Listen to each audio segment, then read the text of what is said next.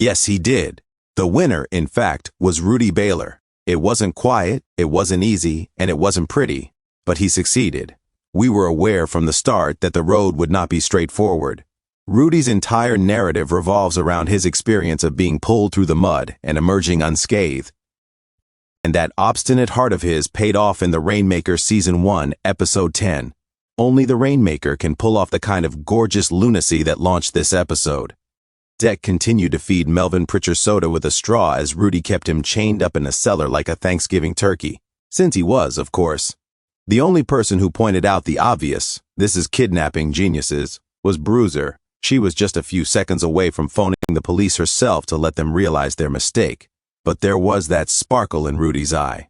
He wasn't it meant his death. He was determined to bring justice, and then he succeeded in spite of everything. For once, Rudy's risk paid off when Melvin ended up testifying. When Melvin came clean and admitted to killing Donnie Ray, you could feel the courtroom tilt. Then, in typical Rainmaker manner, everything went haywire. Melvin threw himself across the witness stand like a human missile after Leo went too far in trying to make the man's trauma into a spectacle. Brr, I cheered even though I shouldn't have. You did, admit it. Come on, it was so therapeutic. Watch Leo get tackled, even though Melvin's WWE move didn't make Rudy's day any easier. Leo's demise has been long anticipated, and this conclusion at least partially satisfies that desire. It felt amazing, but if we're lucky enough to get a second season, I don't think it will stay. Rudy eventually did what no one else could or would do and put the man on the stand, because he is too arrogant to know when to give up. Although it was ungainly and possibly a bit careless, it was quintessential Rudy, and it was somewhat successful. Sarah ended up with the figurative briefcase when the court saw right through Leo's performance. As a result, the supposedly impregnable Tinley Brit empire began to fall apart from the inside out. Regarding Sarah, her self-satisfied little smile. Oh my God, really? Never in my life have I felt such a strong want to slap someone across the face. The term smug must have appeared 100 times in my notes, each time preceded by a different adjective. Hey. Yes, she made an effort to remain composed. She continued to act like the brightest person in the room and tossed those eye rolls. She was by abusing her privilege.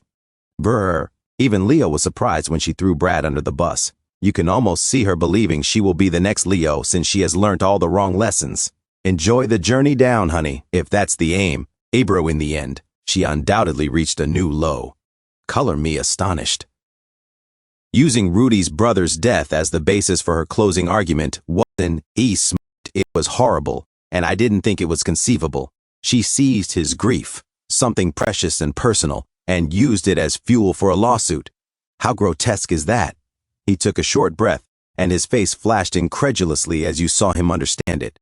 After he made one more attempt to contact her, did she do it to demonstrate that she didn't require saving?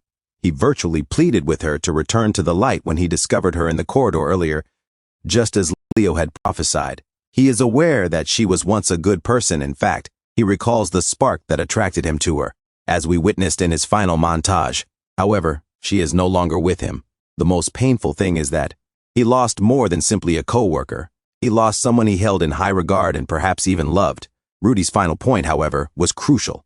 It was genuine, calm, and incredibly. The full circle moment that we knew would destroy the house came when he talked about moms and sons while his own mother sat in the courtroom. So, yes, Rudy prevailed. At one point, I hoped that they would follow Rocky's lead and bring him this close to victory, creating a chance to carry on the case into a subsequent season.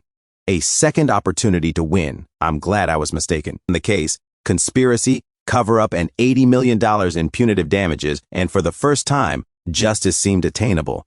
Leo is dealing with the FBI and losing clients one by one. Sarah was left feeling empty, and Bruiser is at last breathing again. Bruiser, too.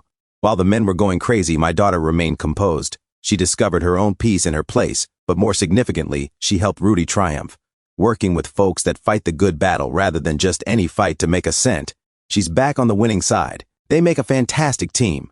Rudy has the ability to soar through the air like a balloon, but Bruiser catches the thread before he gets too far away from reality. Intriguingly, Leo actually spoke somewhat truthfully about the middle ground, which Deck is nestled in between, during his time on the witness stand. At the end, Deck's time with Rudy was ideal. Throughout the season, the coin, that of Rudy's brother, has served as a silent reminder and a glimmer of hope that Rudy has carried with him into every battle. I had a sneaking suspicion that she would give money to Rudy's practice in order to assist others. She didn't have to, though, because Rudy received a substantial portion of her winnings. He received enough to purchase Prince's bar and make other significant life changes. The fact that the man who did so much damage ended up waving to the man who set the place on fire is rather lyrical for a show full of monsters in suits. Let's be honest. What is the total number of killings that Melvin has committed? Brad is going to get some justice in the prison yard. If Leo got word, I wonder if he would feel anything. Everything comes full circle now that Melvin has killed Brad.